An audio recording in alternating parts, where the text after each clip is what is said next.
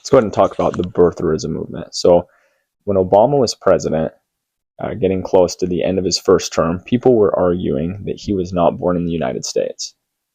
And so a lot of the reason with this is that they were trying to delegitimize his presidency. And so the argument was that he wasn't really American, that he was secretly foreign, that he was secretly a Muslim. And it was similar to arguments that people had made against JFK, that JFK was like a Catholic puppet. And so it was really just like a power tactic to try to weaken the presidency and to try to weaken his policy agenda. One of the reasons why it took root was there was a lot of racial resentment after he was elected to the presidency. There were people that were upset about the idea of having a black man as the president. And they, again, like those people that felt that resentment, they were most likely to believe that Obama was not born in the United States.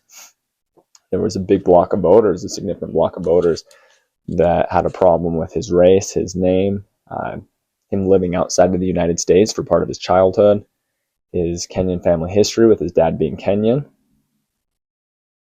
And it triggered a subconscious fear that the country was changing too fast. And there were also financial incentives from Rush Limbaugh and other talk radio hosts that were spreading the birtherism idea. People would get outraged, and outrage can often fuel ratings. And then these ratings are going to yield like ad revenue, right? And that's going to increase profit, increase power. Some of the key people that were pushing this idea, you had, again, talk radio hosts, you had Fox News personalities. There was a guy named Joseph Farah, Jerome Cosi, who was writing books, giving speaking tours. You had Donald Trump, who was promoting birtherism. And so the formula with that was to produce a false but emotionally provocative claim and then just keep repeating it, and people believed it over time. And then they saw their traffic and influence continue to grow. And so think about it like Trump, for example. Before 2011, like he was essentially like a fading celebrity.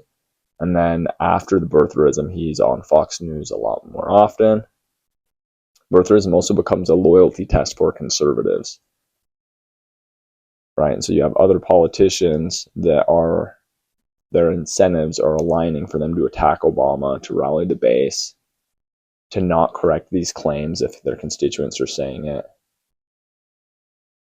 Right? And so it's pretty wild because Obama had proven, he'd provided his birth certificate, showed that he was a U.S. citizen, that he was born in the United States. But those claims, as they were repeated over and over, people continued to believe in them.